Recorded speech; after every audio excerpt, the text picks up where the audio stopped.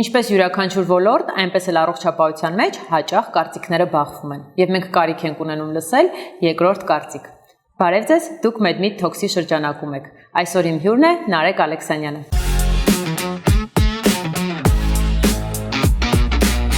Բարև ձեզ։ Ողջույն։ Հիմա բարև ձեզ դուքի թե դույով։ Դույով։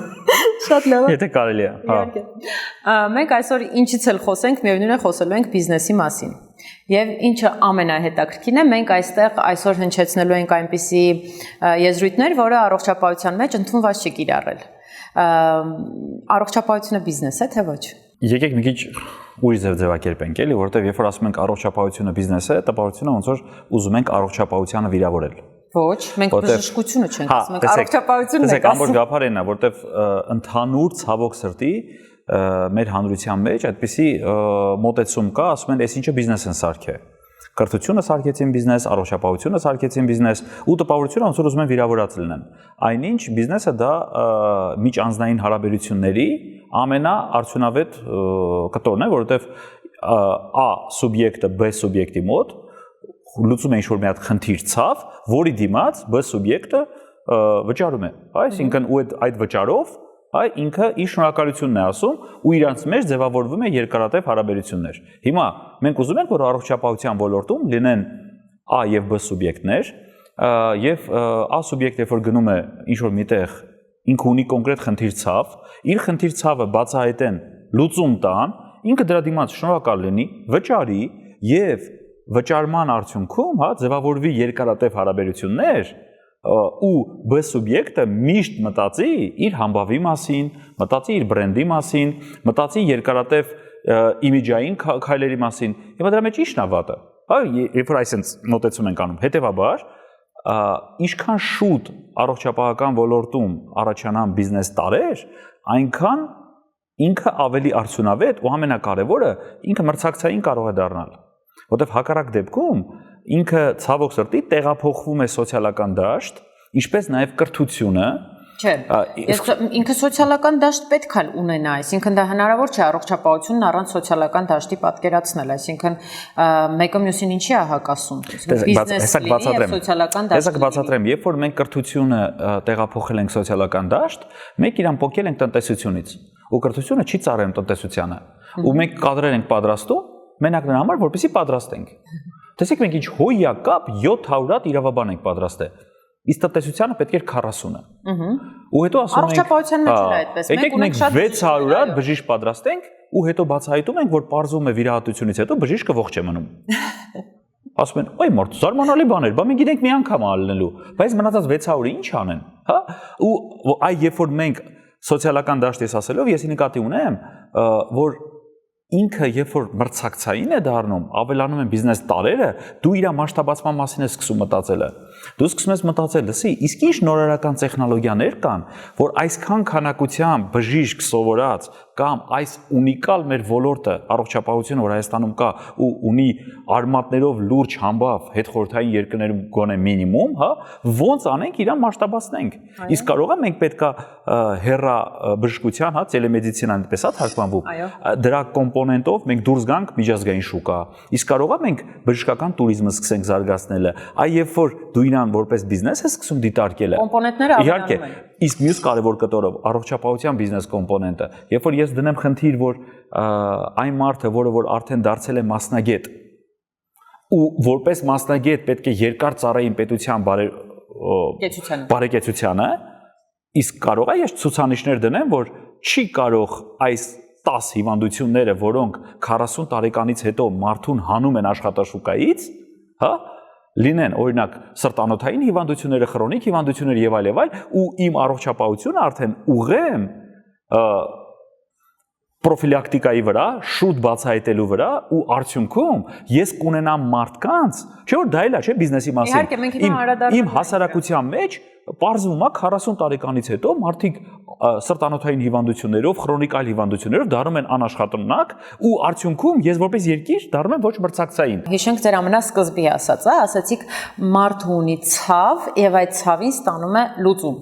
Հաճախ ոչ բժիշկները կամ մարդիկ, ովքեր կլինիկաները ղեկավարում են, այսինքն իրանք բժիշկ չեն մասնագիտությամբ, ոլորտին վերաբերվում են որպես սերվիս, որպեսզի կարողանան իրան կոպիտ ասած բիզնես կոմպոնենտ տալ։ Բժիշկների համար այդ ամենածանր հատվածն է, երբ որ խոսում են նրա մասին, որ դու ծառայություն ես մատուցում, այնինչ իրականում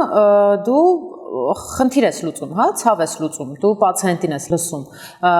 քեզ մոտ եկած մարդը մի ամաչեք, ասեք առաքելություն են կա, որտեվ հա դա ընդունված է։ Այո, քեզ մոտ եկած մարդը դա պացիենտ է, ոչ թե կլիենտ, այսինքն այստեղ ինձ թվում է մենք շատ հաճախ տեսնում ենք ոնց են ղեկավարները բախվում բժիշկների այս մենտալիտետի հետ, որ սա կլիենտ չի, ախր սա պացիենտ է, բայց միևնույն ժամանակ պացիենտը երբ որ մտնում է բժշկական կենտրոն, հա, դիցուկ բժշկական կենտրոնը դիտարկենք, չէ՞ որ ինքը միայն բժշկի հետ չի առնչվում, այսինքն ինչ որ մարշրուտիզացիա ունի այս պացիենտը, ինքը եկել է, չգիտեմ, սկզբից մոտեցել է ընդունարան, հետո մոտեցել է բժշկին, ամեն ինչ սկսվում է պարկովքից։ Հա,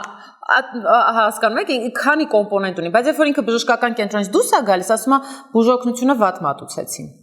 Այսինքն էլի ամեն ինչ մնում է բժշկի ուսերին, այնինչ դու չես իմանում, թե որ օղակում է այս ամեն ինչը խախտվել։ Եվ հետեւաբար վերադառնանք սկզբին։ Հիմա մենք վերաբերվենք սրան որպես սերվիս, թե վերաբերվենք որպես բուժօգնություն, թե ամեն մեկը թող իր գործը անի, որ լավ լինի։ Դες ինքը բազմակոմպոնենտային երևույթ է եւ կա մի հատ գրեհիկ օրինակ էլի, ինչ եմ ասում գրեհիկ, որովհետեւ ես չեմ ուզենա հանկարծ մենք այս քննարկման արդյունքում նսեմացնենք այս կամ այն մասնագիտությունը կամ փորձենք ինչ-որ բաներ մենք պետք այս ամբողջ քննարկման նպատակը նա է որ մենք պետք է հասկանանք որ այսուհետ հա հասարակությունը ուրիշ է վարքագիծը ուրիշ է երբ որ երիտասարդ ես նույնիսկ երիտասարդ չեմ ասի պատանին խաղի մեջ խաղալով ինքը իրեն կարողանում է հագուստ եւ կոշիկ պատվիրի դու իրան չես կարողանալու բացատրես 20 տարի հետո որ այս ծառայության համար դու պետքա վճարես բայց դու հաճախորդ չես դու պետքա շնորհակալ լինես որ այս կամ այն մարդը 12 տարի սովորել է որ գա այսօր քո խնդիր ցավը լուծի պատկերացրեցիք այն դեպքում երբ որ ինքը գնացել է իր մոտ արդեն իր AI-ը agentic AI-ը ամեն ինչ իրան հուշել է բոլոր հարցերի պատասխանները ինքը գիտի ինքը տպավորությունը որ գնացել է նաև բժշկից քննություն ընդունի դրանց ինքը թարմ լուրերին տիրապետում է թե ոչ հիմա երբ որ օրինակը որտեղ էր հա տեսեք եկեք վերցնենք բոլորի համար շատ պարզ ոլորտ ռեստորանային ոլորտը մարդը գնացել վերապատրաստվել է բարձր կրթությամբ խոհարար է իր վրա աշխատել է եւ հորինել է ինչ որ մի հատ ուտեստ մոլեկուլյար ուրեմն խոհանոցից ինքը նաեւ քիմիա է հետազոտել իր կյանքի 15-20 տարի նվիրել է նրան որպեսզի ձեզ մատուցի ունիկալ մի հատ մարմելադով մի բան որը որ բորշ է պայմանական մոլեկուլյար խոհանոցի բորշն է ինքը տենց ու դա լուրջ միջավայր է ձևավորված խոհանոցում ինքը բերում է բայց երբ որ դուք մտել եք այդ ռեստորան հա դուք ունեիք խնդիր պարկովքի հետ կախված դուռը չբացվեց դուռը բացվելու ժամանակ հա ձեր ուղեկցի ձեր երկրորդ կեսի հագուստը վնասվեց եկաք նստեցիք աթոռը ջարդած էր երկար ժամանակ սպասում եք որ ձեր ինչ որ մեկը մոտիկանար մենյուն բերեցին շպրտեցին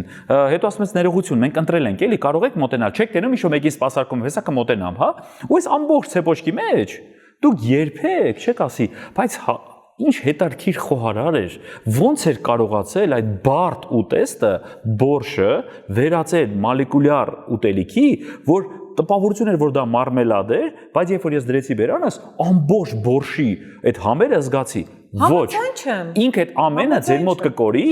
որովհետև դու կողքը այնքան փունջով լիքը խնդիր ստացաք, որ այդ խնդիրը դառնում է երկրորդական։ Հիմա, եթե մենք հասկանանք, որ բուժ հաստատությունները մտել են մրցակցային դաշտ, ու իրանք որպես բուժ հաստատություններ ոչ միայն այսուհետև մրցակցում են բուժ հաստատությունների հետ այդ լիգայում, որն ավելի լավը, որն ավելի վատը, ում ֆոյեն ավելի սիրուն է, ճիշտ ձևակերպված է, ով ավելի հաճախորդամետ է, ոչ, իրանք այսօր նաև մրցակցում են այն երևույթի հետ, որ արդեն կա 6 ամիս արդեն ինքը գործում է ամբողջ աշխարհում, եւ որ մարդիկ ծառայություններ տանն են ստանում։ Այո, բայց ես չեմ հասցնի ձեր հետևից, պետք է ձեզ ընդհատեմ։ Ես համաձայն չեմ ռեստորանի մասով ու համաձայն չեմ այդ համեմատությունը բժշկական կենտրոնի հետ, ինչու, որովհետև երբ որ մենք գնում ենք ռեստորան եւ մեզ վերջում բերում են գնահատման սանդղակ, մեզ հարցնում են, հա, սնունդը ինչպես կգնահատեք, սպասարկումը ինչպես կգնահատեք, միջավայրը ինչպես կգնահատեք։ Այսինքն դա ամեն ինչ առանձին է գնահատվում։ Ինչի են այդպես արել, գիտեք։ Ինչու են այդպես արել, որտեղ իրանք ընդունել են, որ այդ ոլորտը հաճախորդի ոլորտում է ու իրանք ուզում են հաճախորդի կարծիքը ոչ թե փունջով ստանան լավներ կամ վատներ, այլ ամբողջական։ Հետևաբար, ոչ թե դուք մի համաձայնվեք, այլ խնդրեք, որպեսզի մեր բուժ հաստատությունները մարդուց կարծիք հարցնելուց չասեն բավարարված եք բուժ ծառայություններից, այլ ասեն, խնդրում եմ, գնահատեք մեզ այս հատվածով եւ այս հատվածով ու եկանք ամենակարևորին մենք պետք է գանք նրան, որ մեր բժիշկները եւս անձնային բրենդով իրանց վրա աշխատեն, որ կարողանա այս կամ այն բուժ հաստատությունը, ինչպես ռեստորանային ոլորտում է գլուխ գովում, հա, այդպես պայմանական, որ իմ մոտ այս շեֆ խոհարարն է, Միշլենի այսքան աստղ ունի։ Մենք ասենք, որ մեր մոտ աստղային կամ առաջադեմ բժիշկներ կան, կամ մենք բժիշկներին այստեղ ենք ուղարկել։ Այս դա եմ ձեզ ուզում ասեմ, որ մարդիկ գնում են բժշկական կենտրոն բժշկի հետևից, ոչ թե բժշկական կենտրոնի հետևից։ Պետք է հասկանալ, որ բժիշկն է բերում իր հետևից պացիենտին։ Այնուամենայնիվ Հայաստանի Հանրապետությունում միանշանակ այդպես է, որովհետև վերադառնանք գնահատման սանդղակին, օրինակ, քանի բժշկական կենտրոն գիտեք, որ գնահատում է MPS-ը, քանի բժշկական կենտրոն գիտեք, որ գնահատում է CSI-ը, քանիսը գիտեք։ Քանիսը գիտեք, որ benchmarking է անում։ Ասեք, քանիսն եք ճանաչում որպես։ Դրա համար Հայաստանի Հանրապետությունում մարդը գալիս է բժշկի հետևից։ Դե հենց այդ է խնդիրը, որ մենք այն մարդուն, ով իրականում ես համարում եմ, որ բժշկական ոլորտում, հա, բարձրացած ասեմ, էլի, չի կարող բժիշկը լինել ընդհանրապես ավարտած։ Այսինքն ընդհանրապես դիպլոմ ստացել։ Դա իսկապես ներքուստ պետք է լինի։ Դու պետք է պատրաստ լինես, քո կյանքը նվիրես դրան։ Հա մի քանի շատ քիչ են այդ մասնագիտությունները աշխարհում, հա, ուսուցիչը դու չես կարող այդ գործը անել մենակ նրանով, որ ավարտել ես 4-5 տարի սովորել ես պայմանական, հետո վերապատրաստվել ես, նշանակություն չունի դեպ 7 տարի, 10 տարի, թե 20 տարի։ Հա, որտեղ դա տարիքի մասին չի, էլի, սա կոնյակ չի, հնեցման տեսանկով մենակ ոչ, սա նվիրվածության կարևոր գրավական ունի։ Հետևաբար, երբ որ մենք Իրան ենք առաջ բերել ու Իրանով ենք խաղում, հա, այնտեղ է ամենակարևորը, որ բժիշկների համայնքը լավ իմաստով պետք է մի հատ պրոֆսայուզ առաջանա, հա, արհմիություն, որը որ պետք է բժիշկներից սկսի միավորելը, բժիշկների իրավունքները պետք է սկսեն առաջ գալը, որովհետև բժիշկ մարդը միջև բժիշկին գնում հասնում է, ինքը ճանապարհ է անցնում ու լավ իմաստով պետք է բուժ հաստատությունները մրցակցեն լավ բժիշկին իրancs մոտ բերելու։ Իդեպ էդի կա, բայց մենք պետք է բժիշկի անձնային բրենդինգ ունենա, իր լավ իմաստով իր ագենտները ունենա, որ այս բժիշկը այս սեզոնում այսինչ հիվանդանոցում է, պայմանական։ Ու եթե ինքը ինչ-որ բուժ հաստատություն լքել է, բուժ հաստատության այո, բրենդ մենեջերը ասի իր սեփականատիրոջը, լսի մենք խնդրեմ ունենք, եթե այս մարդը ուզենա գնա մեզանից, մենք կկորցնենք մեր համբավի վրա, այսի կարա ազդի։ Ու արդյունքում ինչի է այս ամեն խաղը սկսվում։ Հա, Անի ջան, երբ այդ խաղը սկսվում, երբ որ մենք հասկանում ենք, որ հաճախորդը մեր համար կարևոր է։ Երբ որ մեր համար ընդհանրապես հաճախորդը կարևոր չի։ Ինքը պացիենտը հաճախորդ չի, էլի։ Նայեք, իմ համար ինքը հաճախորդը, եթե ինքը գումար է վճարում։ Վերջ։ Դա աքսիոմա է։ Տարբեր տեսանկյուններից են խոսում, այսինքն ես խոսում եմ որպես բժիշկ, որովհետև ինձ դիմել է որպես պացիենտ, բայց ինքը հաճախորդ է բժշկական կենտրոնի համար, այսինքն դա արդեն բժշկական կենտրոնի կոմպետենցիայի մեջ է մտնում, որպեսզի այդ մարդը իր մարշրուտիզացիայի մեջ ոչ մի օղակում չունենա խնդիր, այդ թվում բժշկի ծառայության մատուցման օղակում, բայց դա չի նշանակում, որ մնացած բոլոր պատասխանատվություններն ու ծանրությունը պետք է բժիշկը իր ուսերին վերցնի, օրինակ որ իրանք երկու պացիենտն էլ նույն ժամին է եկել, այդ բժշկի խնդիրը չի, դա պետք է ադմինիստրացիան կարողանա այնպես կազմակերպի, որ պացիենտներին լինի հարմարավետ այդ բժշկին այցելելը, հա, բայց բացասական էներգիան եւ բացասականը բժիշկը ստանում է բոլորից։ Այո։ Պացիենտից, տնօրինությունից, Որտեւ ինքը չգիտի ում է շփվի։ Չգիտեմ, բոլորը։ Իրան որտեւ Իրան ասել են, գիտես ինչ կա, դու պետք է շնորհակալ լինես, որ քեզ դիմավորել ենք։ Դու պետք է շնորհակալ լինես, որ այդ տաբուրետկի վրա որ դու նստեցիր, 40 րոպե սպասեցիր, մենք քեզ ընդունեցինք։ Դու շնորհակալ եղի, որովհետեւ սա առաքելության դաշտն է։ Այ ամբողջ խնդիրս դրա մեջ է։ Մենք ես չեմ ասում, եկեք մենք ինչ որ մեկի դերը բարձրացնենք, պակասացնենք, հա, բայց դու չես աննորմալ կլինի, չէ՞, ես վաղը գրեմ Դիկաբրիոյին, որ լսի, քո ֆիլմը էս ինչ կինոթատրում ցույց տվեցին։ Նստարանի վրա ծամոն էր կպած, վրես կպավ։ Ինքը ինչ կապ ունի այդ կինոթատրոնը, որտեղ ես գնացել եմ, բայց չէ որ ինքը այդ շղթայի մեջ հեն ֆեյսն էր, ում պատճառով ես գնացի։ Հետևաբար, ինչ է կատարվում։ Կարող եք մենեջմենթի խնդիր իրական ունենք, ինֆորմացիան հասցնելու խնդիր ունենք։ Գիտեք ինչ է կատարվում։ Քանի որ այդ ամբողջ ինֆորմացիան սկսում է հավաքվելը, ու գիտեք ինչ է կատարվում։ Կինոթատրոնները սկսում են մրցակցել, որպեսզի կարողանան լավ ֆիլմեր բերեն։ Լավ ֆիլմ բերելուց առաջ դու պետք է ցույց տաս, որ քո կինոթատրոնը համապատասխանում է այդ ֆիլմը ցույց տալու համար։ Ու կան մարդիկ, որ գալիս ստուգում են, որովհետև դու հաճախորդի չես կարա բացատրես, որ Դիկաբրիոն ոչ մի ձևի կապ չունի նստանի ծամոնի հետ։ Այդ իրան չի հետաքրքրում, ինքը դրա հետևից է եկե։ Ու ինքը ուզում է ստանա նորմալ սերվիս, նորմալ կինոթատրոնում։ Հետևաբար այդ հետևի, ինչի ես օրինակը բերեցի Խոհանոցի, ձեր ներքին հարաբերությունները, հա, այն որ պետքա բժիշկը կարողանա իրան իր ագենտով, արմիությունով, ինքիրանով, անձնային բրենդով ճիշտ վաճառի, ասի գիտեք ինչ կա, ես իմ գործն եմ լավ անում, ես իմ գործի մեջ եմ մասնագիտացված, ավելին ձեզ ասեմ, այ բժշկի գնահատականն էլ ուրիշը պետքա լինի, մեկ մարդը որ եկավ բուժվեց, հա, հետո ընտանիքի մնացած անդամներին ինքը բերում է բուժ հաստատություն, թե ոչ, եթե բերում է, ուրեմն ինքը գնահատեց այդ բուժ հաստատությունը եւ ուզում է որ իր երեխան էլ գա այստեղ լավ բժիշկ գտնի թե շարունակվում է այն սկզբունքը որ մենք ունենք general մի հատ բժիշկ չէ բոլորը իր զանգում են կապ չունի ատամնաբուժա ակուլիստա զանգում ասում են լսի մի հատ լավ սրտի բժիշկի համար կտաս քանի այդ համակարգը ասեք այնուամենայնիվ սարաֆան ռադիոն ամենալավ մարքեթինգի մեթոդն է ցավոք սրտի այո որովհետեւ թե բուժ հաստատությունների թե բժիշկների բրենդինգը չի աշխատում, այնինչ այսօր բայց չի աշխատում։ Այնքան շատ է այդ խողովակները, դե ինքը ինքնատուն մասսայական չի։ Ну, ամեն դեպքում այո։ Հիմա ամբողջ աշխարհում այսօր շատ ընդունված է բժիշկ ինֆլուենսերների արկայությունն ու նույնիսկ ավելի բարձր սերունդի բժիշկները միշտ կատակով ասում են հիմա ոնց են մարդիկ ընտրում բժիշկները, ու ցույց է տալիս ինչ որ TikTok-ի վիդեոներ, որտեղ բժիշկը պարում է, ու ցույց է տալիս մարդը, որ անընդհատ կրթվում է, ոչ մեկ իր մասին չգիտի, բայց պարողին բոլորը ընտրում են։ Հիմա ոնց են ընդունում իրան համայնքում։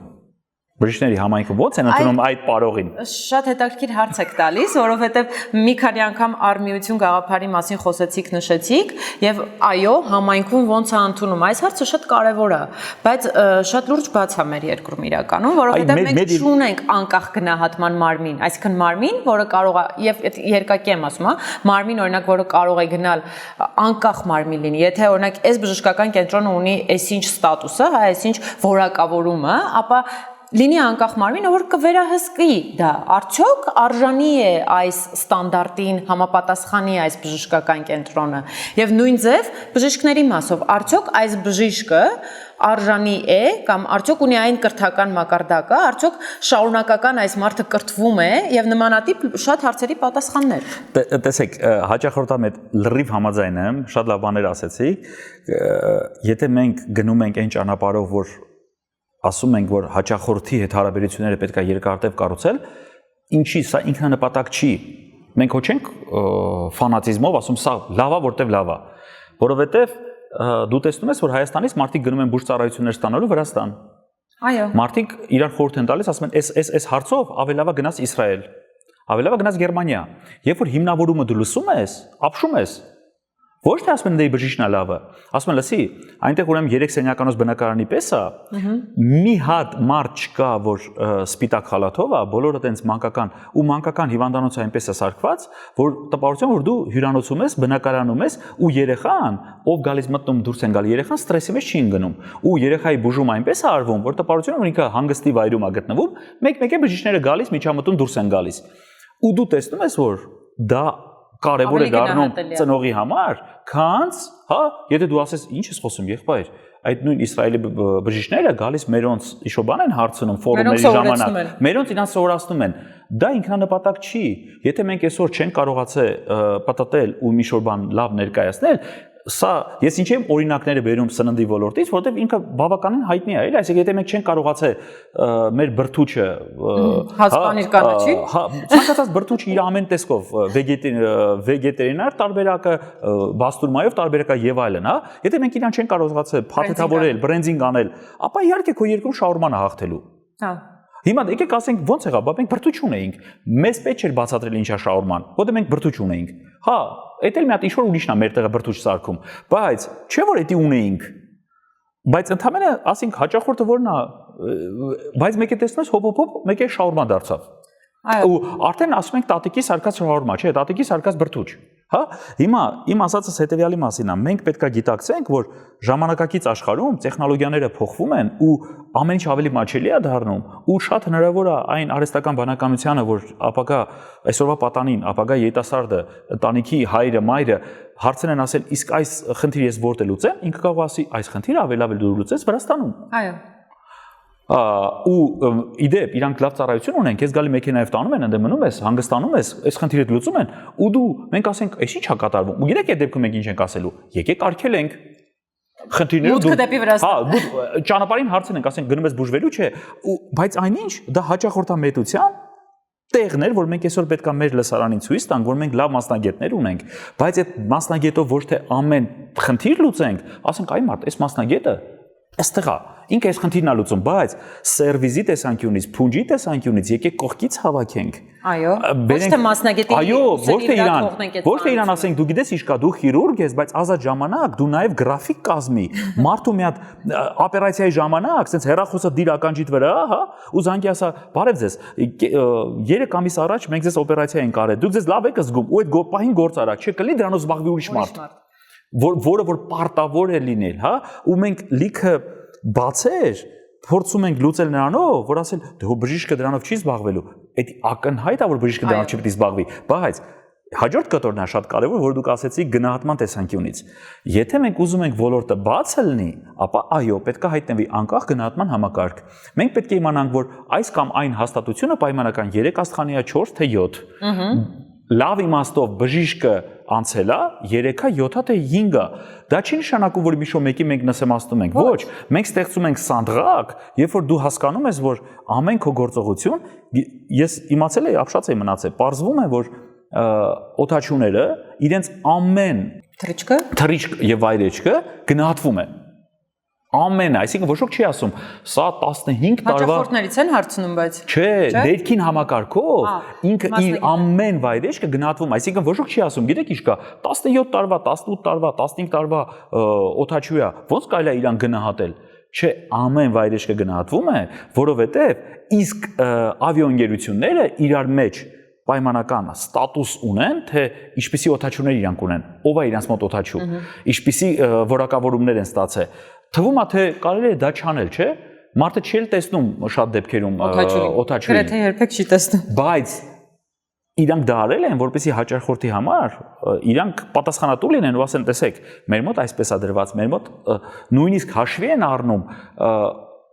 եթե երեխաների քանակը ավելանում է, ապա անպայման բորդ ուղեկցողները վերապատրաստում են ասում, ինչպես շփեն երեխաների հետ, որ այդ սեզոնին հանկարծ մի հատ երեխա մի բան չանի, իրանք ռեպլիկ, որտեվ դու կարող ես ամբողջ իդեալական անես, բայց մարդը մտնի ասի, մի օք, դա համար սա շատ ցավոտ թեմա է, ու ցավոք սրտի չպետք է թողել սա միայն բժշկի ուսերի վրա, ու ասել, գիտեք ինչ կա, բժիշկ ջան, դու համ օպերացիան արա, համ հաճախորդի հետևից վազի, համ իդեպ ինֆլուենսեր դառի, որ մարդ բերես մեր, դե չի կարելի դա իհարկե չի կարելի։ Հիմա եթե մենք վերադառնանք բիզնեսին ու տնտեսությանը, այս վերջերս մի քանի հոդված կարդացի այն մասին, որ այն երկրները, որտեղ տնտեսական ստատուսը բարձր է, այդ երկրներում մարդիկ ավելի շատ գումար են ծախսում առողջապահության վրա։ Բայց միաժամանակ ձեզ կարամ ասեմ համաշխարհային բանկի իրականացրած հետազոտությունը մեր երկրի տոկոսների մասին, մոտավորապես 80%-ը գումարը ծախսում է իր գրպանից։ Այսինքն այս երկու թեզերը իմ գլխում իրար հետ շատ լուրջ բախվում են, որովհետև մենք տնտեսապես բարձր ստատուսի մեջ չենք գտնվում, ես կարծում եմ, կամ չգիտեմ, իմ մասնագիտությունը չի, խնդրեմ ինձ ուղղեք, բայց միևնույն ժամանակ մենք ունենք շատ բարձր տոկոս, երբ որ մարդիկ տալիս են գումար իրենց գրպանից եւ այսպիսով աղքատանում են կամ ծայրահեղ աղքատանում են, որովհետեւ լինում են հիվանդություններ, որոնց համար անհրաժեշտ են լինում բավականին բարձր գումարներ եւ մարդիկ պետք է ինչ-որ տեղից այդ գումարը գտնեն։ Այ եկանք ամենակարևոր տեղին, եթե այդ գումարները լիներ 3-5000 դրամ, ապա մարդկանց արձագանքը դեպի առողջապահություն ուրիշ ձև կլիներ, դեպի առողջություն։ Ու ցավոք սրտի մեր մոտ բացակայում է այդ օղակը, որը որ ամբողջ աշխարհում ընդունված է ու նույնիսկ չի քննարկվում, այսինքն այդ ոնց որ հիմա պատկերացեք մենք Հայաստանում նորություն ասենք, որ մինչև համալսարան գնալը շատ կարևոր է մանկապարտեզից հետո գնալ դպրոց։ Ու բոլորն ասում են, «Վաու, ինչ լավ գաղափար է»։ Հետաքրքիր գաղափար է այդ դպրոցը։ Եկեք բացենք այդ դպրոցները, թե չէ մանկապարտեզից համալսարան չենք կարող երեխեքին տանենք։ Ոնց կարող է մենք մտնենք իդեպ մեր վեկտորը, մենք գնում ենք բարձր ինտելեկտուալ արժեքով շուկաներում մրցակցելու։ Հետևաբար մեր մոտ չի կարող չլինել պոլիկլինիկա կոչեցյալը։ Այսինքն ինքը չի կարող չլինի, մենք չենք կարող անտեսել, որ պրոֆիլակտիկան, այսուհետև հիվանդությունների, հա, ոչ թե բուժումը, այլ բացահայտումը, վաղ բացահայտումը ու դրա դեմ առնելը պետք է դառնա ոչ թե քաղաքացու գիտակցության կտոր, այլ պարտադիր պահանջ պետություն, մասնակից, գործատու, ինչու, որովհետև այդտեղ մենք չպիտի թողենք դա, որտեվ ինքը գալիս հասնում է, կներեք, էլի ամենաբարդ բաներին ասեցիք, գալիս 4-րդ ստադիայի մարդը գալիս հասնում է, ինքը պարզ է, ինքը առնչվում է այնպիսի գների հետ, այնպիսի բուժումների հետ։ Այսինքն դուք պրևենտիվ բժշկության մասին եք խոսում, ինքը պիտի դառնա պարտադիր, բայց չթողել։ Հիմա ինքը գիտեք ոնց է թողած։ Քաղաքացու գիտակցության վրա։ Ուզում եք ձեզ տոկոս ասեմ։ Գիտեք, սկրինինգները Հայաստանի Հանրապետությունում քանի տոկոս մարդիկ են անցնում։ 3.5։ Դա սարսափելի թիվ է։ Իսկ մենք աշխարհում, եթե չեմ սխալվում, առաջի տեղն ենք զբաղեցնում ոնկոլոգիայի մահացությամբ։ Սիրտանոթային հիվանդությունների։ Չէ, մահացությամբ, ի նկատի ունեմ։ Դա այն դեպքում ու ելի եմ կրկնում ամենավտանգավորը, երբ որ մենք ասում ենք դու ծխողն ես, դու պետքա թարգես, ոչ, մենք նախ պետք է հասկանանք թե այդ մարդը ով իրան քարոզեց բերեց հասրեց ծխելու այդ վիճակի մեջ, իրան չվիրավորելով, որովհետև համակարգը այնպես է դրված, որ ինքը այնպես մի միջավայր է ընկնում, մենք միջև հիմա չենք ուզում հասկանանք թե որտեղից սկսած մեր տղաները սկսում են կամ աղջիկները սկսում են ծխել, այնպես չէ որ իրանք սկսում են, այսինքն այդ կետը եթե մենք հասկանանք ու տեղ սկսենք աշխատելը, լիքը բան կսկսի փոխվելը ու բժշկության հանդեպ այդ բիզնեսի տեսանկյունից ցավը հենց այն է, որ մարդը վերջի փուլում է գալիս, երբ որ արդեն բուժում է պետք, բավականին մեծ գումարներով ու ինքը շատ անգամ չի գիտակցում, որ այդ գումարը, որ ինքը տալիս է, բժիշկին չի գնում։ Այո, ոչ թե շատ անգամ, այլ գրեթե ինքը ոդի լրիվ նորմալ է, ես ուզում եմ որ դուք ընկալեք, որ դա մարդուն դու չպետք է ասես, գիտես ինչ կա, որ դու սա վճարեցիր, սրանից 25%-ն է ընդհանրապես բժիշկը ստանալու կամ 15%-ը։ Իր համար բժիշկը նստած ասում է, այս հետազոտությունը ար։ Բջիմ այդ գները, որ ինքը ասում է, դա մոտավոր իր 3 տարվա ծախսած գումարն է։ Այսքանով դու պետք է հետազոտվես, հետո մի հատ է պետք է ու ինչ են ասում, ասում սկսել է ֆուտբոլը։ Աստեղից ընդեղ են ուղարկում, ստեղից ընդեղ։ Այո։ Ինչու, որովհետև այդ մարդու համար այդ ամեն թիվը ահռելի մեծ թիվ է, բայց իսկ ինչ ենք մենք վերել իրան տեղ հասցրել։ Ինչի իրան պոլիկլինիկա ֆորմատով չենք ստեղծել մի հատ այնպիսի համակարգ, որ պայմանական դու չես կարող, պայմանական եմ ասում, դու չես կարող վաճառողից դառնալ վաճառքի խմբի ղեկավար, եթե չես գնացել հետազոտվել, որտեղ ինձ պետք չի վաճառքի խմբի ղեկավար, մասնավոր ընկերությունում, պայմանական, որը որ 3 տարի հետո կարա քրոնիկ հիվանդության վարի գնա։ Լիովին ձեր հետ համաձայն եմ։ Դուք պատկերացրեք, որ Հայաստանի Հանրապետությունում մոտավորապես 57% մարդիկ ճնշում նույնիսկ չեն չափում։ Դուք հասկանում եք, որ դա ինչ իսկապես սարսափելի թիվ է։ 76%-ը ամենաբազովի անալիզները չի անում, այսինքն գլյուկոզա, արյան ընդհանուր անալիզ, որոնց արժեքը, չգիտեմ, 2500, 700, 800, 1500 դրամ է կազմում։ Այսինքն անալիզներ, որոնք քեզ թույլ են տալու հետագայում խուսափել 100,000-ավոր հետազոտությունների։ Որպեսզի մենք չստացվի որ բողոքում ենք, եկեք լուծումների դաշտ գնանք։ Հիմա պատկերացրեք, եթե ես բուժ հաստատություն եմ, ու այդ բուժ հաստատությունը գիտակցում եմ սա բիզնես է, Ես որ այդ բիզնեսից լոկոմոտիվ առաջատար մարդիկ բերել եմ լավագույն բժիշկներին, որոնք համ իրենց մասնագիտորեն աճի մասին են մտածում, համ իրենց համբավի մասին են մտածում, համ իրենց բրենդ բուկ ունեն, իրենց անձնական եւ իրենց մասին շատ լուրջ ամենօրյա ռեժիմով զբաղվում են, ես ինչ եմ անում, ես սկսում եմ գտնել առաջատար գործարարներին ու իսկ պետական հատվածում դա արդեն նորմատիվա դրված, որ դու չես կարող աստիճանով վերև բարձրանաս, եթե հետազոտություն չես արել։ Ինչու՞, որովհետև ես ինչու եմ հենց այդ շեշտը դնում աստիճանով վերև բարձրանալը, որովհետև երբ որ դու գնում ես կառավարման արդեն համակարգի վրա ու կարիերայով աճում ես, պատասխանատվության քո կոտորը ավելանում է։ Իհարկե, քո վրա ավելի երկարաժամկետ են։ Այո, քո վրա ավելի երկարաժամկետ են սկսում, ներդրումը պետք է հետ վերադառնա ու ամենակարևորը քո այդ աշխատանքը ավելի ստրեսային է լինելու, որտեղ պատասխանատվության կտորը մեծանում է։ Հետևաբար շատ կարևոր է, որ այս փուլում մենք, ասենք, գիտեք ինչ կա, մենք համագործակցում ենք, այսինքն շատ դեպքերում գործարարը նույնիսկ կարող է չիմանա, որ այդ կոպեկները հա ոնց ընդհանրեն այդ սկրինինգ բան ինչքան է լինում ու դի կարա դառնայի մրցակցային առավելություն է ես ասեմ գիտեք ինչ կա մեր բոլոր աշխատակիցները տարի մեկ անցնելու են հետազոտություններ որտեղ մենք ուզում ենք ոչ թե ձևական այլ իսկապես դուք մեր ընկերությունում առողջ լինեք ու չենք թողելու չանցնեք համակարգը այդպես է դրված հիմա ոնց է դրված մարդը չի վճարում չէ իր հարկերը աշխատողը չի վճարում իր հարկը պետությանը վճարում է գործատուն այո ինչի օրինակ ինքը չի վճարում որովհետև 800,000 մարդու դժվար է ասել, այս ինչ օրը մտի, այս ինչ օրը գրանցվի, այս ինչ օրը փոխանցի։ Ավելի հեշտ է 10,000 գործատու էի ասել։ Մասով մենք սոցիալական փաթեթի այս տարբերակ ունեինք, որտեղ որ գործատուն էլի վճարում էր պացիենտի։ Ոչ, դա նաև բժշկության կոմպոնենտ ուներ։ Դա նաև առողջապահության կոմպոնենտ ուներ, այսինքն պարտադրաբար պացիենտը գալիս էր տարին 2 անգամ հետազոտությունների, ես որպես գինեկոլոգ ասեմ, ինձ մոտ գալիս են պացիենտ, պարտադիր պետք է գինեկոլոգի զննություն անցնի։ Լավ էլի բժշկուհի ջան, կլինի գրեք գնամ։ Այսինքն, ասենց ասեմ, ինձ համար սկզբունքային է, առանց պացիենտին տեսնելու ես ոչ մի իրավունք չունեմ գրառում անել բժշկական թղթի մեջ, հա, բայց տրամաբանությունը պացիենտների, այսինքն գործատուն իր համար վճարում է, ինքը ունի հնարավորություն անվճար հետազոտվելու, ստանալու մասնագետի խորհրդատվություն, բայց ընտրումը կլինի ուղղակի գրեք ես գնամ, հա, ու երբ որ ասում ես ոչ չի լինի, այստեղ ամենակարևոր ու հետաքրքիր կետն է, որ եթե մի բժշկի մոտ հետազոտություն չի անցնում պացիենտ, ինքը զրկվում է սոցիալական փաթեթից։ Ու այստեղ մեզ մոտ պացիենտները ուզում էին համ չզրկվեին, համ բժշկին չտեսնեին, բայց այն ինչ ինքը արդեն եկել է, հասկանում եք, եկել նստել է բժշկի առաջ, այդ արդեն բժշկի հմտությունն ու կարողությունն է, որ համոզի այդ պացիենտին, որ գիտես հազիվ եկել ես, հնարավորություն է, ինչի ես բաց թողնում, բայց այդ պետքա լինի բժշկի այ գետի խփեցիք։ Ոչ, դա չպետք է լինի բժշկի ուսերին։ Դա պետքա իրան, ուրեմն պետքա նայեք, ցանկ բիզնեսը ինչով եմ ես բիզնեսը սիրում, հա? Բիզնեսում շատ հստակ է։ Խնդիրը տեսար, լուծում առաջարկի։ Եթե խնդիրը կրում է massայական բլույթ, ապա բիզնես բացարա փող աշխատի, այլ ոչ թե բողոքի։ Հա? Մենք չպետք է բողոքենք, որ այս ինչա տրանսպորտի վիճակը, առավոտյան արտանում եմ, չեմ կարող երեխուն դպրոց տանեմ։ Եղբայր, եթե դա կրում է massայական բնույթ եւ ձեր թաղամասում 30 հոգի դա սպասում են, ապա ինչ որ մեկը ավտոբուս է գնում, երեխաներին իջացնում է դպրոց ու փող աշխատում դրա վրա։ Վերջ։ Կապիտալիստական աշխարհում դա այդպես է աշխատում, հա? Տեսել ես խնդիր, կրում է massայական բնույթ, հաշվարկի դրա վրա բիզնես պնդածի։ Հիմա, եթե մենք զգում ենք, որ այդ խնդիրը կրում է massայական բնույթ, ապա ուրեմն պետք է հայտնվի նախաբժշկի մի հատ օղակ։ Մեկը պետք է մարդու պատրաստի։ Դուք հեսա մտնելու եք մեր բժշկի մոտ։ Դուք այս հարցերը, սա է, ինչ նայեք, սա չի կարող լինի։ Այսինքն դա չի կարա մնա, որ ես այն չեմ ասում, որտեղ բժշկի ժամանակը թանկ է։ Այո։ Բժիշկը պետք է իր գործով զբաղվի։ Եթե բժիշկը իր մի ժամանոց պրոցեսի մեջ 40 րոպեն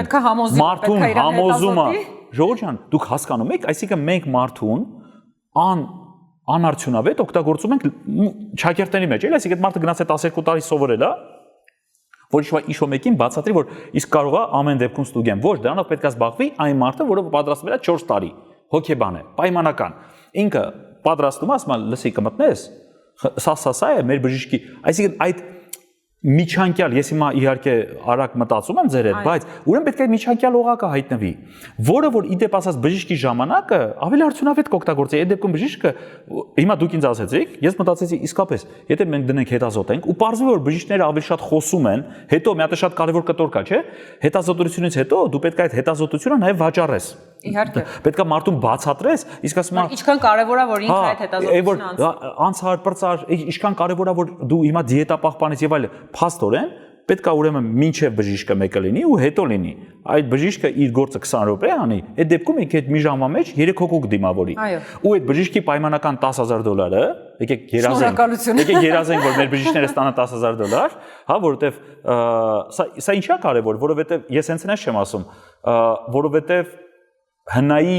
թվերը երբ որ մենք նայում ենք, ու միջինասված աշխատավարձը երբ որ նայում ենք, ու մենք իսկապես գանք հասնենք մեր երազած երկրի, երբ որ առողջապահությունը դա ոչ թե ինք իրանով փակր բաբլով ապրող մի հատ երևույթ է, այլ տնտեսությանը բուստ անող օղակ է, ապա բժիշկները չեն կարող $10,000 չստանան։ Այսօրվա թվերով։ Բայց այդ բժիշկը ուրեմն պետքա ժամվա մեջ 3 հոգու դիմավորի ու արդեն պայմանական $700-ից $1,500 աշխատավարձով ինչ որ մեկը նախաբժշկական աշխատանք կատարի եւ հետբժշկական։ Ես հիմա մի քիչ շատ կոպիտ այդ ամեն ինչը նկարագրեցի։ Սխեմատիկ եք նկարագրել, բայց գաղափարը լոգիկան դա է։ Ինքը դրա մասին է։ Ու մենք էլ մեր բուժ հաստատություններում ոչ թե պատրաստենք 800 հատ խիրուրգ, այլ պատրաստենք 30 հատ խիրուրգ ու ավտոմատ հայտնվի այսպես կոչեցյալ բժշկության կառավարիչներ, սերվիս մասնագետներ, առողջապահության, ովքեր սերվիսով են զբաղվում, հյուրընկալներ են ու տիրապետում են թե բժշկին, թե պացիենտին, որտեղ այդտեղ շատ նուրբ պահեր կա։ Այսինքն այդ պահանջարկը, տեսեք, ով կմտածեր 15-20 տարի առաջ Հայաստանում գիդ է պետք լինելու։ Ասում ենք ինչ գիդ։ Տաքսիստը ամեն ինչ գիտի։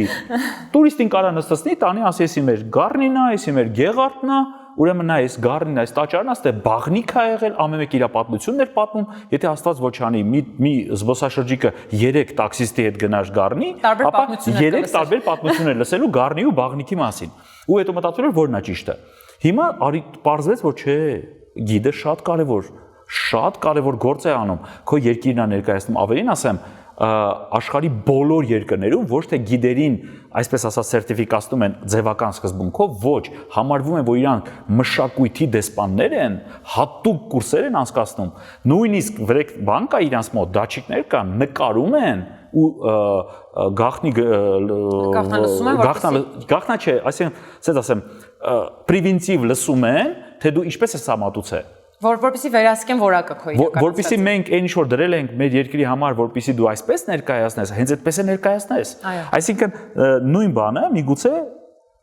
հանկարծ տպավորություն չստեղծվի, էլի ես դες քարոզում եմ։ Չէ, չի ստեղծվում։ Մենք հասկացանք, մենք ուզում ենք բոլորը դեսպաններ են պետք։ Այո, մեզ առողջապահության դեսպաններ են պետք։ Մեզ պետք է որ բժիշկները նորմալ գումարներ ստանան։ Մեզ պետք է որ Հայաստանի առողջապահությունը առանձին բրենդավորվի, փաթեթավորվի եւ աշխարհում ներկայացվի որպես ունիկալ երևույթ ու այսօրվա տեխնոլոգիաներով մենք չպետք է բաց թողենք Աֆրիկան, չպետք է բաց թողենք արևելքի երկրները, որտեղ որ առելի մեծ քանակության պահանջարկ կա բժիշկների, բայց ոչ ոք չի ուզում գնա գործողումների, բայց հերավար կարար աշխատեր։ Ու դա պետք է լինեն մեր ուսանողները, որոնք ավարտել են, ստացել են կվալիֆիկացիա։ Աշխատում են գումար ու իրանց պետք չի մտածել ոնց անենք Հայաստանի բնակչությունը դառնա 60 միլիոն, որ մեր այսքան բժիշկը գործ ունենա։ Նո մի քիչ է սխալ է էլի մոտեցումը։ Համաձայն եմ։ Չնայած ես դեմ չեմ որ 60 դառնանք։ Համաձայն եմ, շնորհակալ եմ ձեզ շատ։ Եկեք բաց չթողնենք մեր կանխարգելիչ հետազոտությունները։ Առողջ եղեք։ Կհանդիպենք MedMeet Talks-ի շրջանակում։